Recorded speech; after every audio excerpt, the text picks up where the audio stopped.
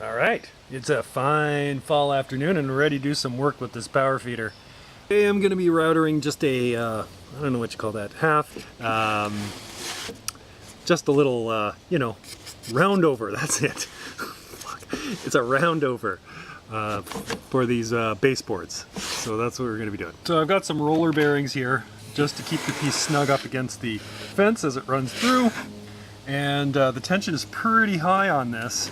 So there's not a whole lot of movement, but it's enough to get underneath and hold it down as it pulls through.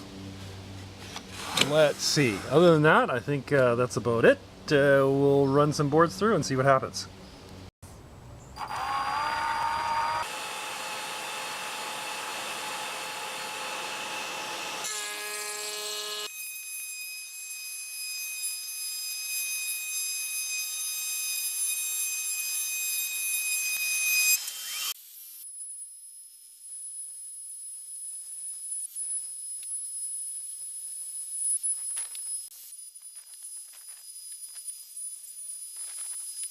All right, the next step is to put this little this little cavity in here, or cove, or whatever, I don't know what you call it. So that will be the profile of it. I know it's a little weird, but on the actual wall it looks pretty good. So there you go.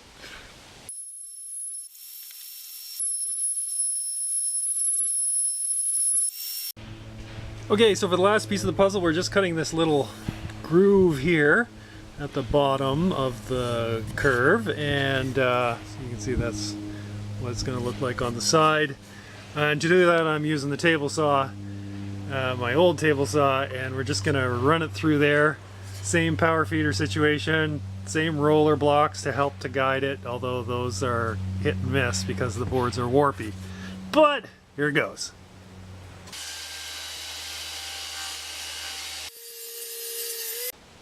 Okay, here's the part where things get a little bit fucked up.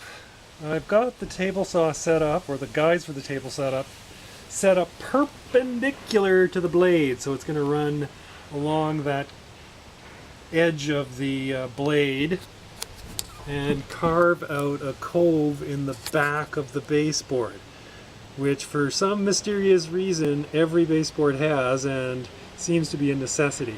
It's supposed to decrease the stiffness of it and allow you to adhere it to the wall more easily.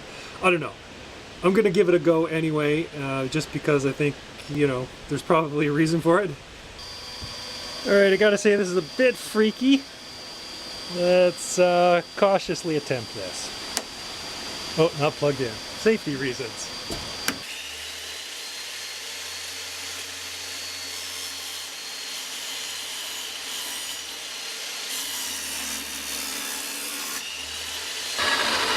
So for the first pass, it looks like I'm not in the middle, which is not good. So I'll have to adjust that, and maybe want to take a little bit less at first and then dig down a little bit further. So make some adjustments.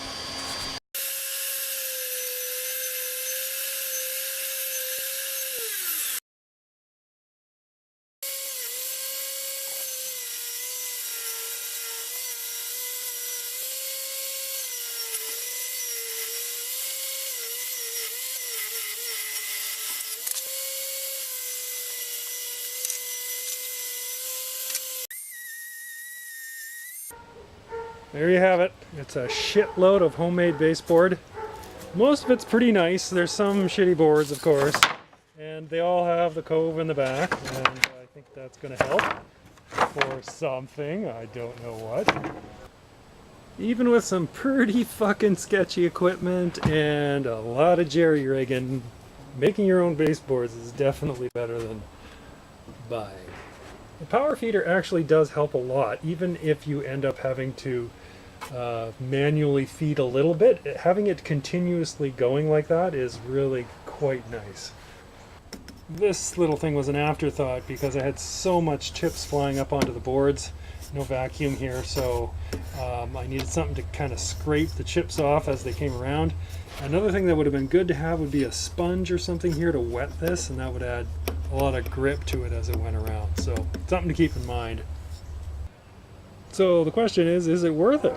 And I'm going to say yeah, because anytime you can make something yourself as opposed to buying it, it's be better. I mean, you don't learn shit from buying stuff, no matter what the internet tries to tell you.